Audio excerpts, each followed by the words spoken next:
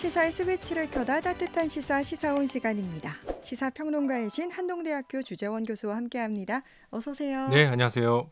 네, 오늘은 지난 주말 발표된 정부 조직 개편안 관련 내용을 준비하셨다고요? 네, 이재명 정부 조직 개편안이 드디어 확정 발표됐죠. 네. 지난 일요일이었죠. 이제 9월 7일에 이제 윤호중 행안부 장관과 이제 한정혜 민주당 정책위 의장을 통해서 정부 조직 개편안을 발표했습니다. 네. 이번 조직 개편안은 이제 이재명 정부의 큰 틀에서의 어떤 국정 운영 방향성을 보여준다는 측면에서 네. 굉장히 좀 많은 사람들의 관심을 집중시켰는데요. 워낙 방대한 내용이라서 네. 하나씩 좀 핵심적인 변화들만 좀 정리를 해보도록 하겠습니다. 네. 정부 조직 개편에 대해서는 대통령 취임 후에 지속적으로 논의가 되어온 걸로 알고 있는데 최근 검찰 개혁을 비롯해서 각 부분별 이슈들이 언론을 통해서 공론화되지 않았습니까? 네, 맞습니다. 최근까지도 뜨거운 감자로 논란의 핵심이 되고 있고 또 향후 유예 기간을 1년 두기로 하면서 네. 이제 앞으로도 찬반 양론이 팽팽히 맞설 것으로 전망이 되는데요. 이번 조직 개편안에 따르면 이제 현행 검찰청이 폐지가 되고 네. 공소 제기 유지와 영장 청구 기능만을 담당하는 공소청이 법무부 아래 신설이 됩니다. 네. 검찰청이 주로 맡던 부패, 경제 범죄 등과 같은 중대 범죄에 대한 수사권은 이 중수청으로 넘어가는데 이 중수청은 행정안전부 산하에 설치해서 이제 이관하기로 했고요. 네. 다만 조직 운영이나 수사 기소 절차에 관한 형사사법 체계 개편은 이 총리실 산하의 범정부 검찰제도 개혁 추진단을 설치해서 이제 협의하기로 했습니다. 이를 위해서 이제 실제 검찰청 폐지와 공소청, 중수청 설치 시점은 개정 정부 조직법 공포일로부터 1년 뒤로 정해서 혼란을 좀 최소화하겠다 이런 입장인 것 같고요. 네. 구체적인 세부 내용에 대해서는 뭐 향후에도 계속 좀 조율해 나갈 것처럼 보입니다. 네. 최근까지도 이 검찰청 폐지와 관련해서는 정말 많은 언론에서 뜨겁게 토론이 이어가고 있는데 향후에도 이안이 확정될 때까지 논란이 좀 이어질 것 같고요. 또 다른 부처의 변화는 없습니까? 몇 가지 흥미로운 지점이 있는데요. 이제 그 기획재정부 그리고 금융위원회, 방송통신위원회 이게 소위 이제 이명박 정부에서 설립된 기관들이거든요. 이게 17년 만에 이제 막을 내리게 됐습니다. 네. 정부의 살림살이와 돈줄을 도맡아왔던 기획재정부는 이 재정경제부와 기획예산처로 분리가 됩니다. 향후 이제 경제부총리가 겸임하는 재정경제부는 경제정책을 총괄 조정하고요. 세제, 국고, 국내 금융 기능을 담당하게 됩니다. 네. 그리고 이제 총리실 산하에 신설되는 장관급 기획예산처는 정부 예산 편성과 재정 정책 등만 담당을 하게 됐습니다. 네. 또한 금융위원회는요, 이 금융정보분석원을 포함한 국내 금융 기능을 이 재정경제부로 이관하고 명칭을 금융감독위원회로 변경하게 됐습니다. 금감위는 이 증권선물위원회와 금융소비자보호위원회로 이원화되고요. 산하에 있는 이제 금융감독원도 금융소비자보호원을 별도 조직으로 분리 신설해서 각각 공공기관으로 지정을 하기로 했습니다. 네.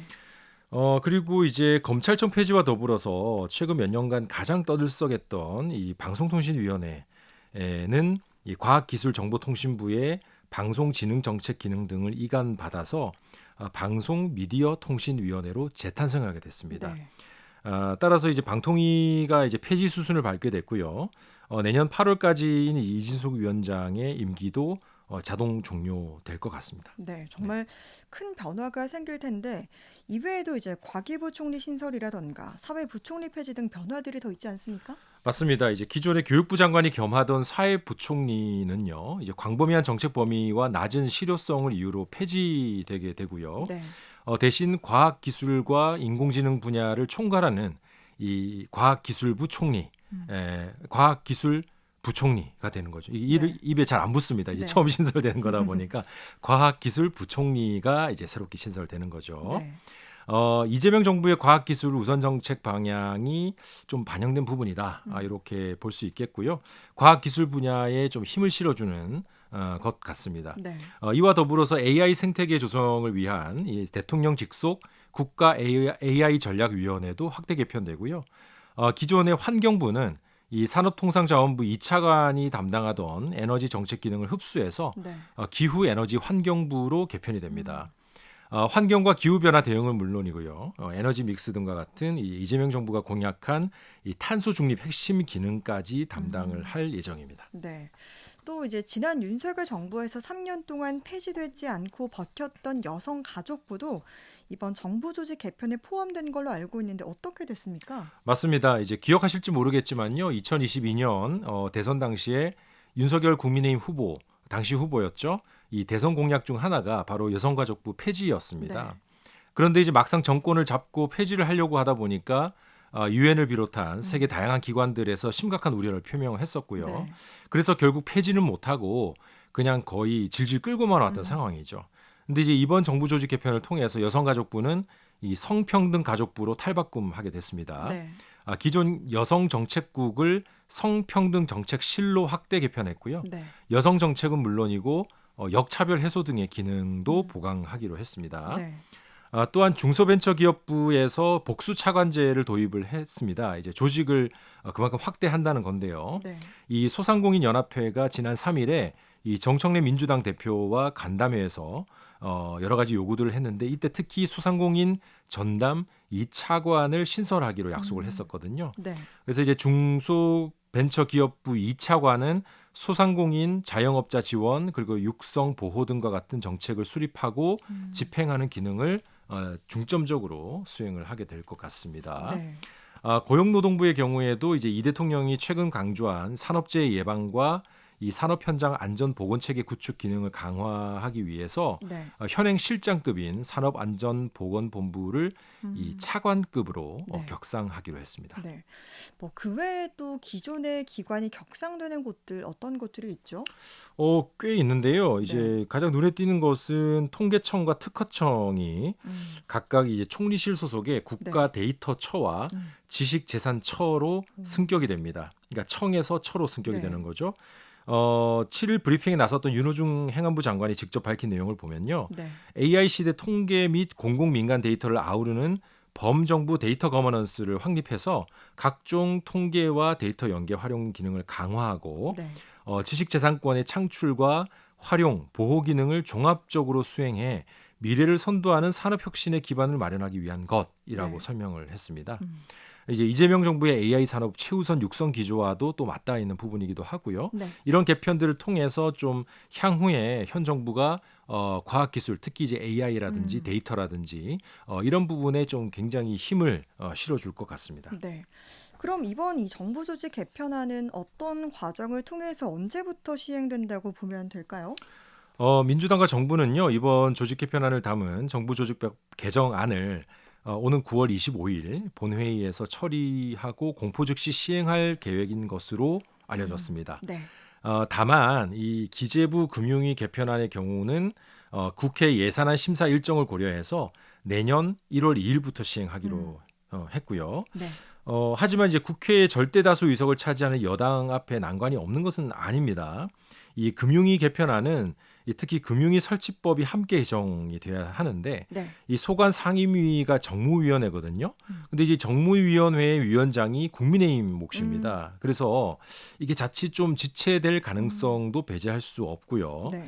이 금융위 설치법 개정이 지체될 경우에는 실제 시행 시기가 내년 1월보다 좀 더 늦어질 가능성도 있습니다. 네. 그러니까 이런 경우에는 좀 야당의 협조를 좀 끌어내야 하는 부분이고 네. 이런 점에서 이제 어제 있었던 대통령과 여야 당 대표 간의 이 회담이 굉장히 좀 어떤 식으로 작동할지 좀 눈여겨볼 부분이라고 할 수 있을 것 같습니다. 네. 이번 정부 조직 개편안이 그대로 확정되어서 시행이 되면요. 현행 48개인 중앙행정기관은 50개로 늘어나게 됩니다. 19부 6처 19청 6위원회로 네. 늘어나게 되고요. 이제 지난 정부에 비교를 해보면은 처가 3개가 증가하게 되고 청은 1개가 감소한 수치입니다. 여러 가지 이제 뭐 또 우여곡절 끝에 또 이제 정부 조직이 개편이 되게 됐고 네.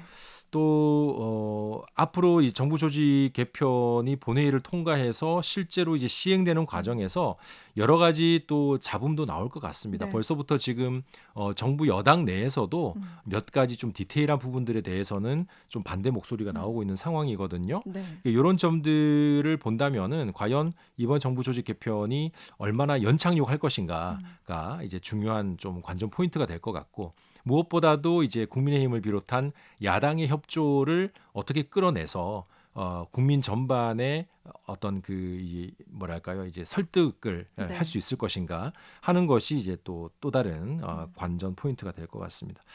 네. 아무쪼록 뭐 정부 조직이 개편이 되는 만큼요. 새로운 정부가 이제 국민들을 위한 정책을 좀 적극적으로 펼쳐주기를 바라고, 아무쪼록 좀 뭐랄까 당리당략을 좀 이제 목표로 하기보다는 전체적으로 이제 좀 우리 사회의 대다수의 국민들이 좀 이제 뭐랄까 혜택을 볼 수 있는 네. 그런 정책들이 좀 잘 시행이 되었으면 좋겠다라는 바람입니다. 네. 오늘 시사원에서는 정부 조직 개편한 내용 짚어봤는데요. 앞으로 달라질 행정 체계가 효율적으로 운영이 돼서 국민들의 삶에 좀 긍정적인 변화를 가져왔으면 좋겠습니다. 한동대학교 주재원 교수와 함께했습니다. 고맙습니다. 예, 고맙습니다.